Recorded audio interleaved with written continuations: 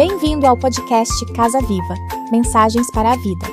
Você ouvirá agora uma mensagem do nosso pastor Daniel Ventura. Deus o abençoe e fale ao seu coração.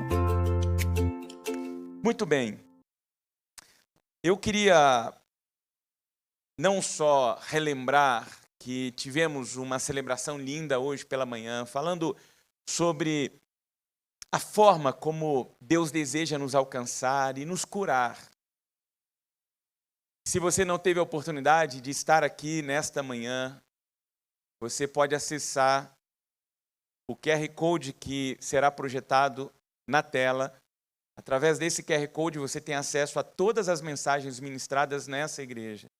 Eu te convido, nossa equipe estará aí essa semana fazendo o upload da nossa reflexão matutina, para que você vá lá, visite, para que você ouça e seja abençoado como nós fomos abençoados nessa manhã.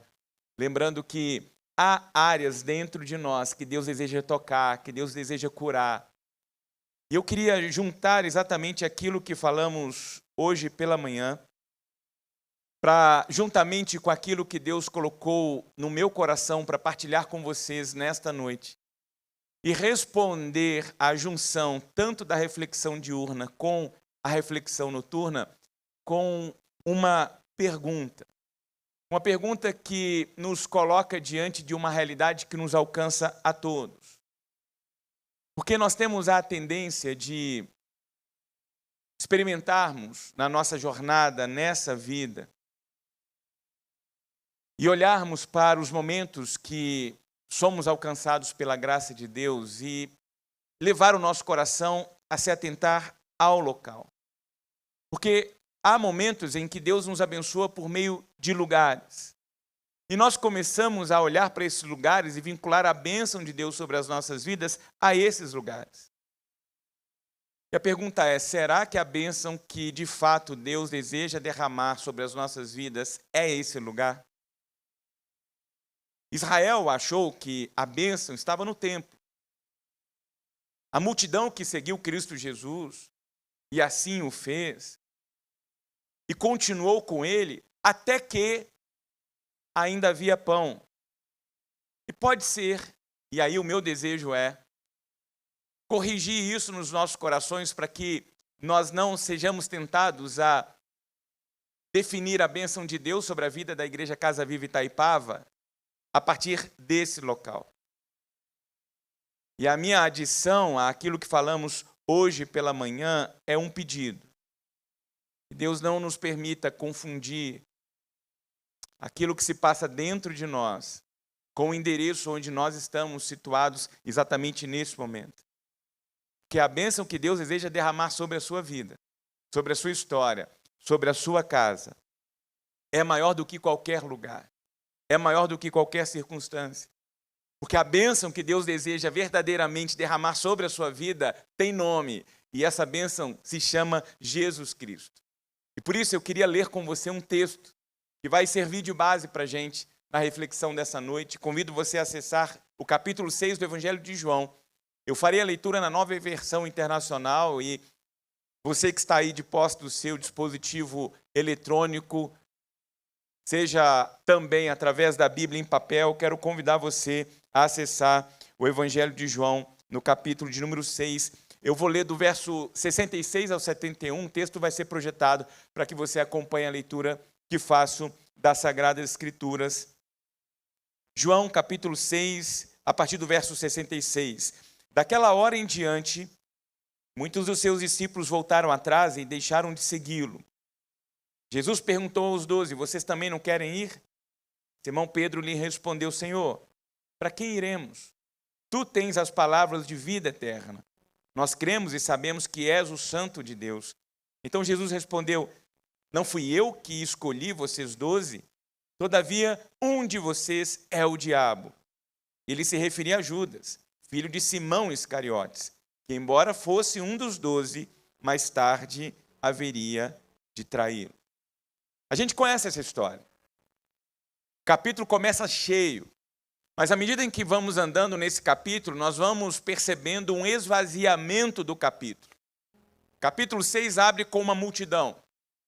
Uma multidão que tem a oportunidade de contemplar Jesus Cristo multiplicando pães e peixes. Uma multidão que está faminta.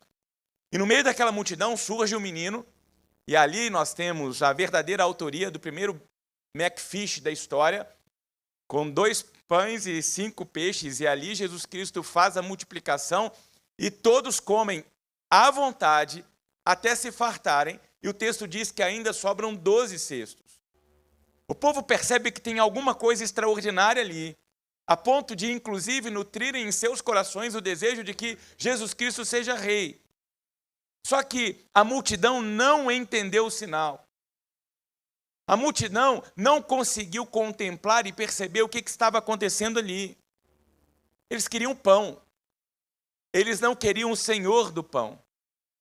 Porque o que Jesus Cristo quer revelar, inclusive, na sua jornada ministerial, e ele diz isso: eu sou o pão da vida. Aquele que toma de mim, me experimenta, jamais terá fome. E a partir da declaração sobre a sua função ministerial, Jesus Cristo começa a ensinar, e o seu ensino é duro. Porque ele começa a mostrar o seguinte: vocês estão olhando para a direção errada. Vocês estão contemplando aquilo que é material. Eu sou o pão. Isso é uma confrontação para a multidão. E há uma frase aqui no versículo 65 que nós precisamos ouvir com muita atenção, porque ela vai provocar tudo o que vem depois. Jesus diz assim: ninguém pode vir a mim a não ser que isto lhe seja dado pelo Pai. Eu quero que você guarde esta frase. Ninguém pode vir a mim a não ser que isso lhe seja dado pelo Pai. Porque essa frase, nós vamos daqui a pouquinho voltar a ela, e ela vai se tornar para nós a melhor notícia dessa noite. Porque logo depois dela, no versículo 66, nós temos o seguinte registro: daquela hora em diante, muitos dos seus discípulos voltaram atrás e deixaram de segui-lo. A multidão vai embora. O ambiente esvazia. O entusiasmo daquela turma que está acompanhando Cristo Jesus cai. E sabe o que é mais interessante? Jesus não corre atrás daquelas pessoas. Jesus não muda o seu discurso, suaviza a sua palavra para que então encante e conquiste ou reconquiste aquelas pessoas. Ele, inclusive, faz um movimento que ninguém esperava. Ele olha para os 12 e pergunta o seguinte: vocês não querem ir atrás deles, não? Eles estão indo, vocês não querem ir.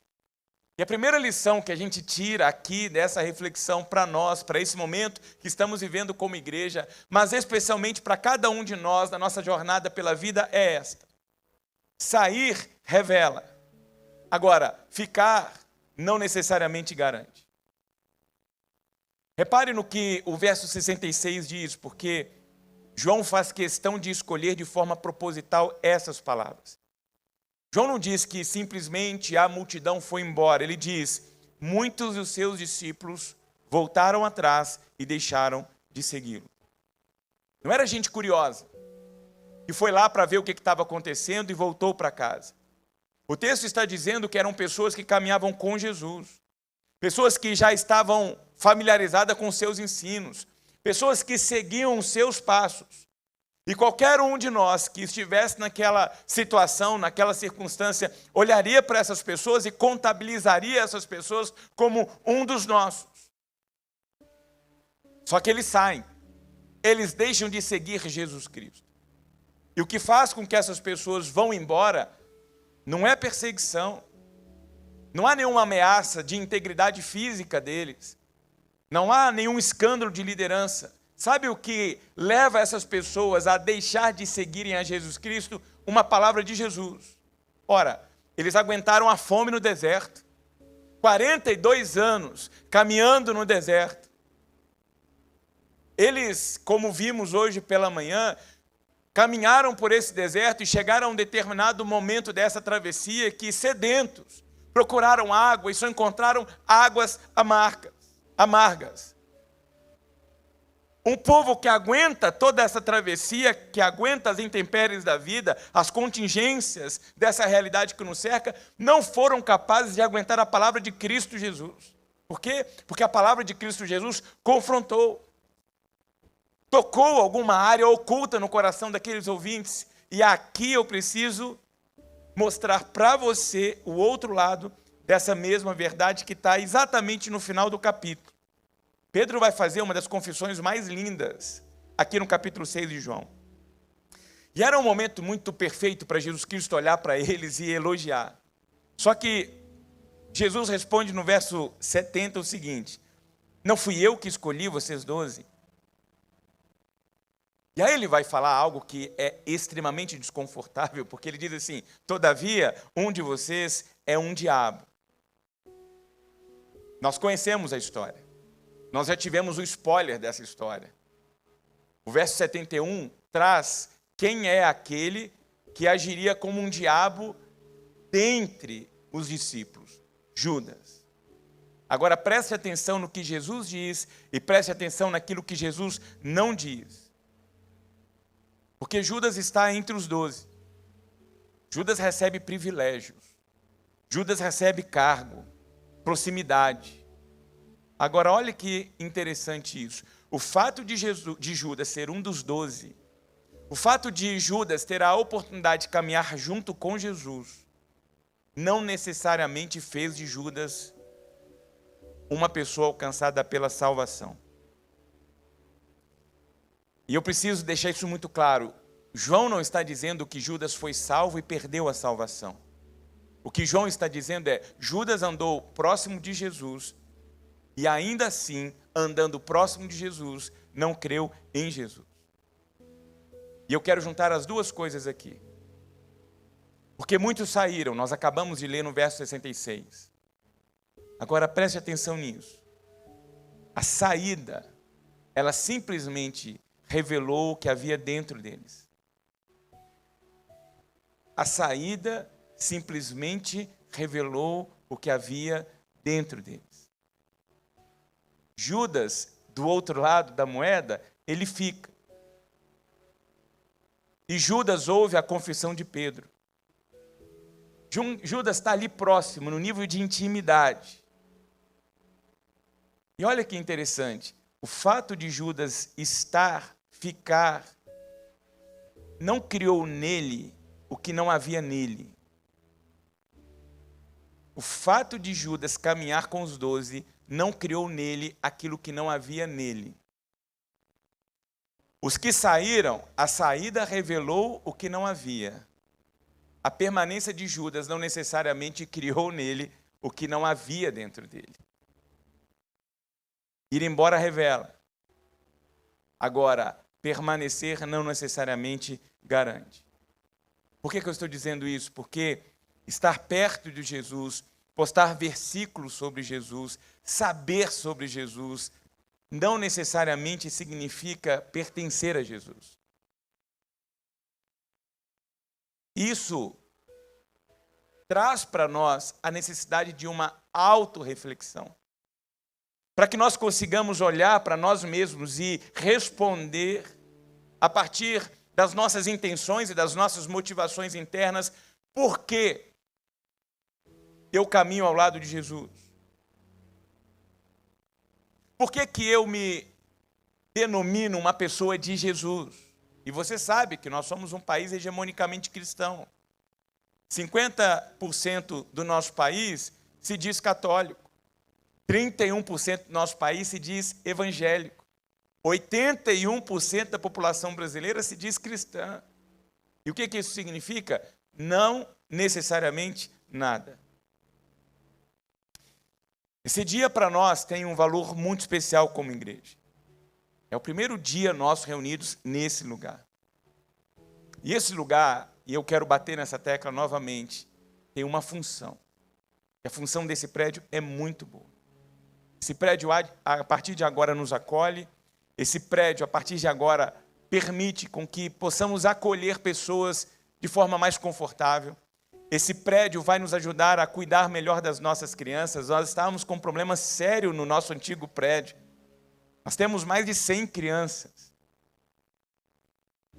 E aqui nós temos condições agora de acolher essas crianças, olhar para essa geração e, de alguma forma, estimular essa geração a desenvolver dentro de si um coração apaixonado por Jesus Cristo. Esse lugar está aqui para ser usado em prol dessa cidade, para alcançar vidas, para reescrever história. Tudo isso é bênção e nós agradecemos a Deus por essa oportunidade. Mas uma das coisas que nós não podemos esquecer é que esse prédio não faz absolutamente nada por si. Quem há de salvar vidas, quem há de corrigir histórias, quem há de libertar pessoas é Jesus Cristo. Esse prédio não vai fazer absolutamente nada. Esse prédio tem uma única função: servir a Cristo Jesus. E olha como isso é sutil. Porque uma igreja pode continuar falando de Jesus e ao mesmo tempo ir se apoiando em outra coisa, como se essa outra coisa fosse indispensável para a sua existência. E nós não vamos nos apoiar neste prédio. Nós vamos continuar fincados e fundamentados em Cristo Jesus. O que esse prédio é para nós é uma ferramenta, é um instrumento para ser usado para a glória de Deus. Aqui poderia ser qualquer outra coisa. Isso aqui poderia ser um grande showroom de uma grande marca comercial do nosso Brasil. Cada loja dessa poderia ser um ponto comercial para vender itens úteis para a sociedade. Mas esse prédio agora acolhe uma igreja de Cristo Jesus. E o que nós desejamos é que esse prédio seja usado para a glória de Deus. E aí aqui, exatamente aqui, eu quero voltar àquela frase que eu pedi para você guardar. E aqui vem como alívio para nós. O verso 65 diz: ninguém pode vir a mim, a não ser que isto lhe seja dado pelo Pai. Diante de tudo aquilo que a gente viu até aqui, só sobra uma pergunta. A pergunta é: por que eu estou aqui? Por que você está aqui conosco nessa noite? O que te trouxe aqui? Sabe o que é mais especial? É que o texto responde à pergunta do porquê você está aqui. Você está aqui porque alguém te sustentou. Você está aqui porque alguém te abençoou. Você está aqui porque algo vem sustentando a sua história até aqui.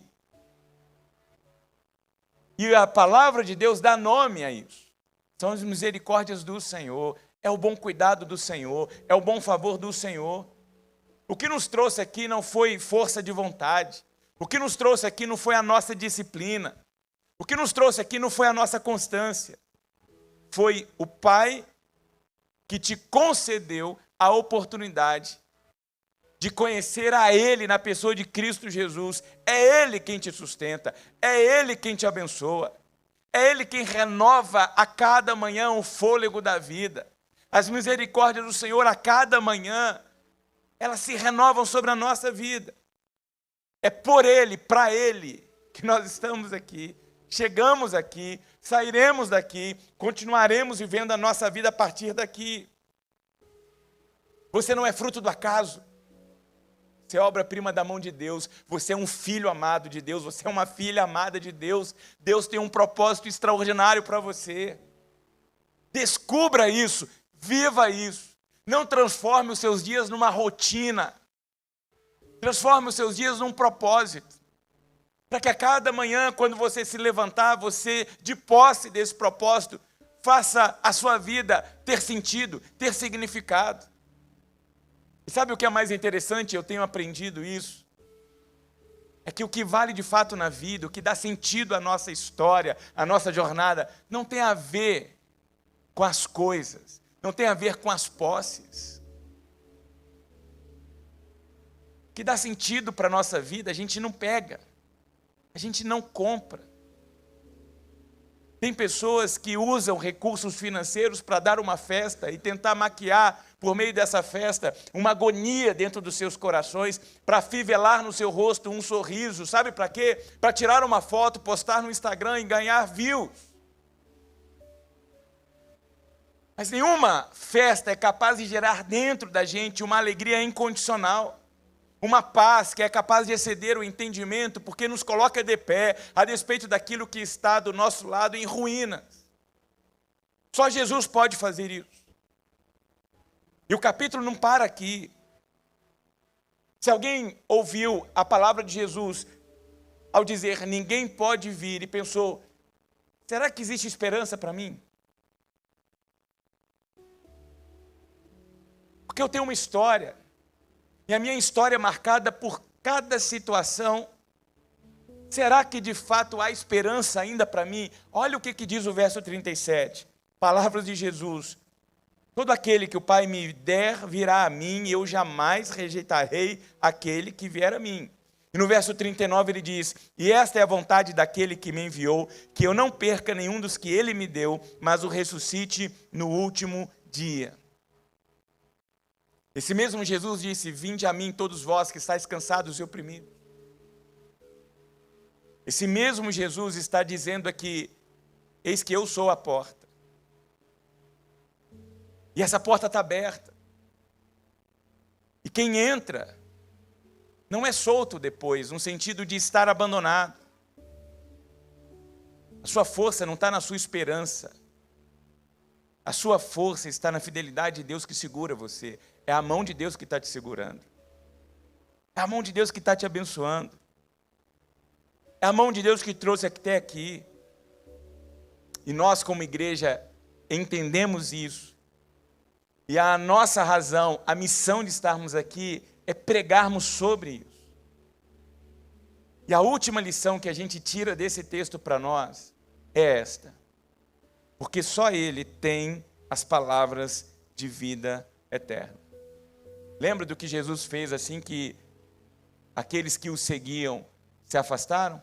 Ele perguntou para os seus 12 discípulos, vocês não querem ir? Sabe o que é interessante? Pedro responde com uma pergunta. Ele diz no verso 68, Senhor, para quem iremos? Nós não temos destino senão o Senhor. Por quê? Porque só Tu tens as palavras de vida eterna. Repare que Pedro não pergunta onde. Ele pergunta quem? Para quem iremos? Pedro não está olhando o destino. Pedro está olhando para Jesus Cristo. E repare no que Pedro não diz. Ele não diz que ficou, que o ambiente estava bom, porque a multidão é grande, porque ele havia entendido tudo. Na verdade, ele tinha entendido muita coisa. Porque a gente conhece a história, ele tropeçaria, ele negaria Jesus Cristo 3 vezes. Pedro ainda estaria assustado com aquela ideia de cruz. Pedro ainda precisaria ser restaurado por Jesus Cristo à beira de um lago. Mas ele sabia o suficiente para não deixar Jesus. Ele sabia o suficiente para não abandonar Jesus. E sabe o nome disso? Maturidade cristã. Maturidade cristã é saber a quem correr quando você não entende absolutamente nada. E essa confissão de Pedro nos protege de 2 perigos opostos. O primeiro perigo é o entusiasmo superficial. Sabe a turma que segue Jesus por causa do pão que Jesus pode dar?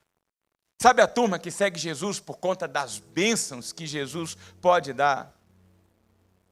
Essa turma não se sustenta quando a palavra de Deus vem direto ao seu coração, quando confronta, quando avalia quais são as motivações dos nossos corações para estar com Jesus Cristo. Por isso, entusiasmo superficial. O segundo é o desânimo. É o desânimo que vem quando a gente anda pela vida e é esbarrado pela vida. O desânimo que vem quando nós andamos pela vida e somos feridos pela vida. E aqui eu preciso ser muito honesto sobre o segundo perigo, porque eu sei e eu creio que há muitas histórias nesse auditório que tem a ver com isso aqui. Pessoas que foram feridas em ambiente religioso. Pessoas que foram feridas por líderes religiosos.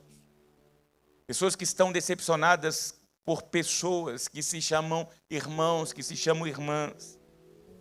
Pessoas que estão cansadas daqueles discursos que usam o nome de Deus, mas no fim não tem absolutamente nada a ver com Deus.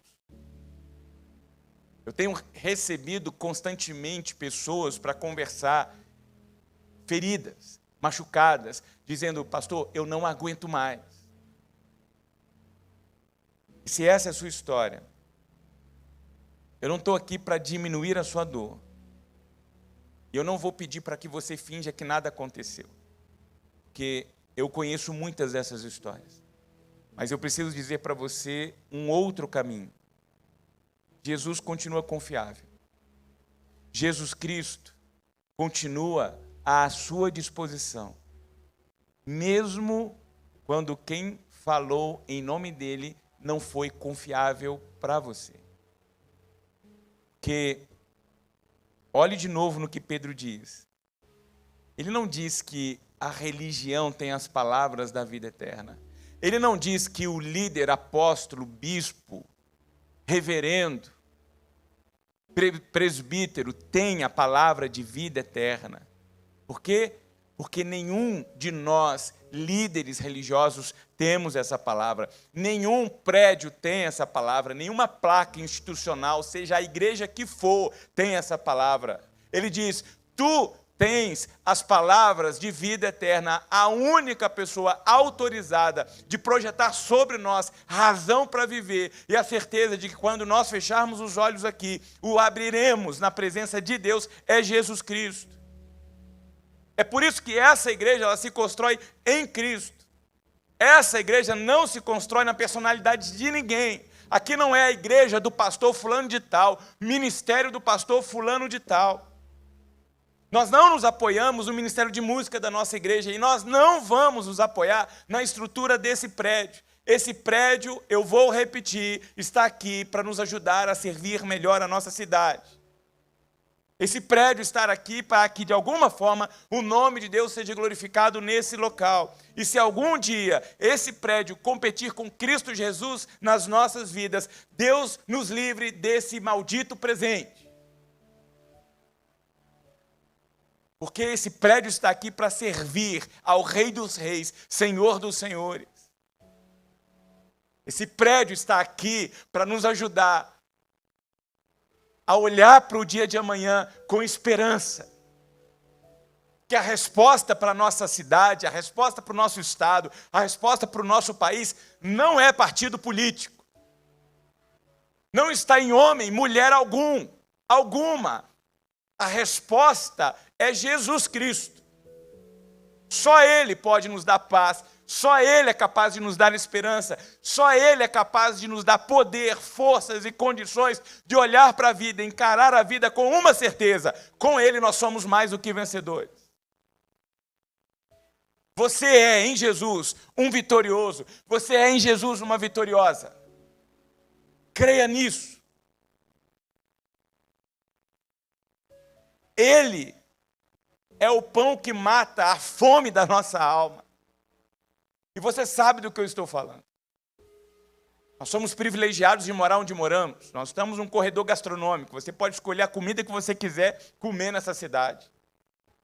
E nenhum dos bem preparados pratos dessa cidade serão capazes de preencher uma fome que há dentro da nossa alma, que é só Jesus Cristo capaz de saciar. E quanta gente faminta convive conosco, na nossa casa. Gente sedenta, que ainda não teve a oportunidade de provar da água da vida. Gente ferida por líderes religiosos e que ainda não foram encontrados pelo pastor das ovelhas, que entrega a sua vida em favor das suas ovelhas. Você já imaginou isso? O Rei dos Reis, Senhor dos Senhores, deixa o trono de glória e ele vai se diminuindo até o tamanho de uma criança num berço. Na verdade, numa manjedoura, num curral na Palestina, para simplesmente dizer para você: Deus ama você. Não há prova maior de amor do que Jesus Cristo se entregar em seu favor. Por isso que eu quero terminar essa reflexão, não permitindo que você saia daqui admirado, admirada, tocado ou tocada por essa estrutura predial. Eu quero que você saia junto comigo desse local com uma oração nos nossos corações. A oração que Pedro fez. Senhor, para quem iremos? Porque a resposta para a sua dor, seus anseios, para as perguntas que ecoam na sua alma, a cura para aquilo que está te machucando por dentro é Jesus Cristo. Só tu tens as palavras de vida eterna. Se você tem frequentado igreja, sabe, você nasceu dentro de uma igreja. Você está familiarizado e familiarizada com as coisas da igreja. Mas com sinceridade, nessa noite, assume a verdade de que o fato de você estar na igreja não necessariamente tem feito de você uma pessoa que caminha a vida sobre essa terra, nessa vida, com Jesus Cristo. Essa oração é para você também. Essa oração é para você também. Eu quero que você escute isso com muito carinho. Jesus não está te convidando para frequentar um lugar. O que Jesus deseja é que você vá a Ele. Que você se lance no colo dEle. Que você seja sincero e sincera, primeiro consigo e depois com Ele. Para que você reconheça suas dores, para que você reconheça suas limitações, para que você então levante a sua mão e diga assim: Papai do céu, me ajuda. Eu não sei o que você está enfrentando, não sei quais são as suas lutas, quais têm sido as suas batalhas, mas Deus sabe. E Ele quer caminhar com você. Ele quer levantar você. Ele quer fortalecer você. Ele quer libertar você. Se você está aqui conosco pela primeira vez, eu tenho uma coisa para dizer para você. Essa é a melhor coisa que essa igreja pode oferecer. Mais do que um lugar, nós estamos aqui para oferecer Jesus Cristo. Jesus Cristo. Por isso eu queria fazer um convite. Se você deseja nessa noite, olhando para dentro de você, com coragem, assumir: Deus, eu preciso do Senhor.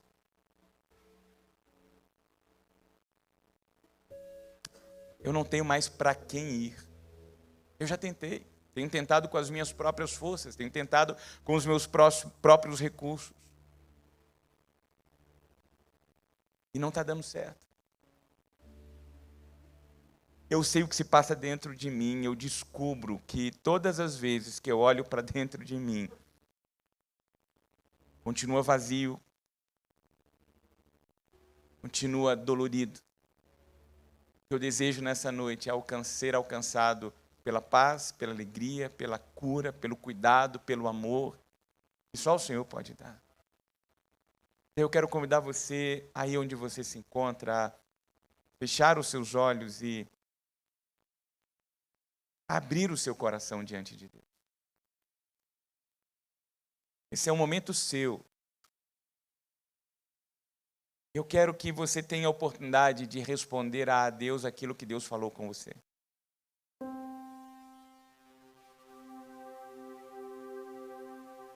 Deus perguntasse para você aquilo que Jesus perguntou para os seus 12. Vocês querem ir? Eu não estou segurando vocês. Eu não quero que vocês fiquem aqui por obrigação. Não quero que vocês me amem por obrigação. Querem ir? Qual seria a nossa resposta? O que está traindo o nosso coração? O que está seduzindo a nossa mente nesse tempo? Atrás de que nós estamos correndo? Nós estamos dedicando os melhores anos da nossa vida a favor de quê? O que faz você levantar todas as manhãs e viver? Qual é o real sentido da sua história? Se você apresentar para você mesmo respostas que não sejam Jesus, eu quero orar por você. Eu quero pedir a bênção de Deus sobre a sua vida. O cuidado de Deus sobre você. Mas Antes eu queria te dar a oportunidade de permitir que eu ore por você. Eu não quero te expor, eu não quero que você se levante, eu não quero que você venha aqui à frente. Eu só quero que você sinalize. E com esse sinal você estará dizendo assim: eu quero experimentar o cuidado de Deus, o amor de Deus. Eu quero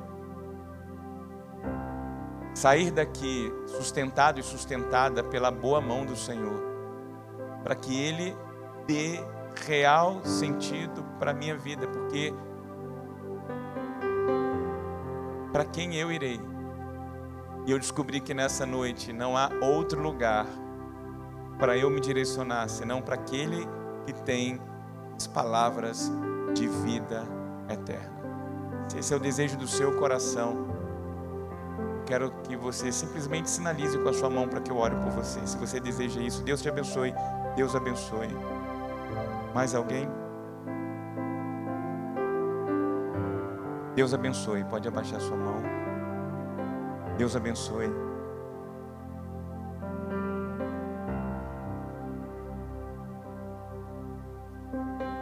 Deus, nós te agradecemos por esse lugar. E nós confessamos que Tu és a nossa salvação. Eu quero orar, Deus, por cada pessoa que nesta noite se voltou para Ti. Alguns levantaram a mão, outras não levantaram, e mesmo assim, Tu conheces cada uma delas pelo nome. Essas pessoas estão dizendo, assim como Pedro: eu não tenho para quem ir. E eu reconheço, só Tu tens as palavras de vida eterna. Senhor, elas se voltam para Ti nessa noite. E a minha oração é que, com graça, bondade, misericórdia, amor e poder, o Senhor possa perdoar o pecado de cada uma delas. Possa receber cada uma delas. Possa curar cada uma delas, possa fortalecer cada uma delas, possa levantar aqueles que se encontram caídos, derramar dos céus ânimo para aqueles que estão entregues, rendidos, desanimados. Enxugue a lágrima daqueles que durante as madrugadas tem se derramado diante de injustiças, medos, dores. Troque essas vestes de pranto por vestes de alegria. Abrace cada uma dessas vidas e faça com que elas percebam que o Senhor é com elas em todo o tempo. Essa foi a promessa de Jesus: eu estarei com vocês todos os dias. Nós não estamos entregues ao acaso, nós não caminhamos sós pela vida, o Senhor é conosco, e nós te louvamos por isso. E cumpra sobre suas vidas as tuas promessas, as promessas que vêm da tua boca, que nascem da tua mão, que elas se cumpram sobre suas vidas, suas casas, para que cada vida aqui seja testemunha do teu poder. Guarda, Senhor, o nosso coração, para que nós sempre possamos ter a convicção de que o Senhor é o nosso socorro bem presente na angústia. O Senhor é a nossa torre forte. O Senhor é o Rei dos Reis.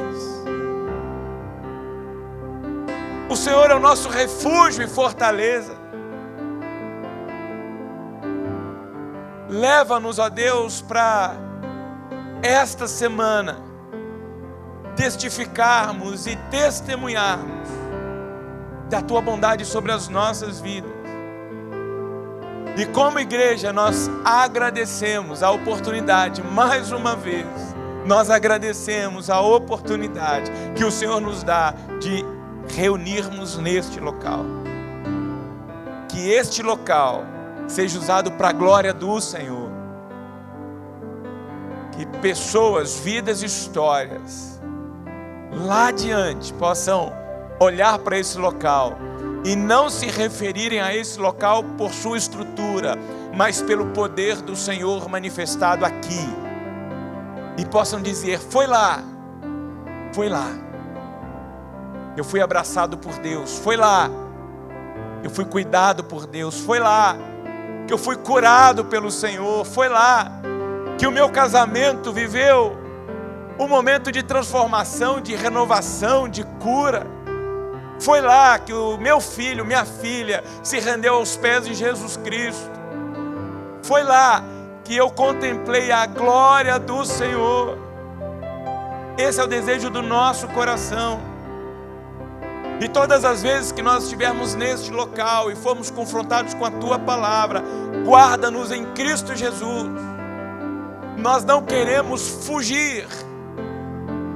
Nós queremos, ó Deus, corrigir aquilo que precisa ser corrigido. Quando a bênção chegar, mantenha os nossos olhos não na bênção, mas no abençoador. Não no pão, mas naquele que é o pão da vida. Nós reconhecemos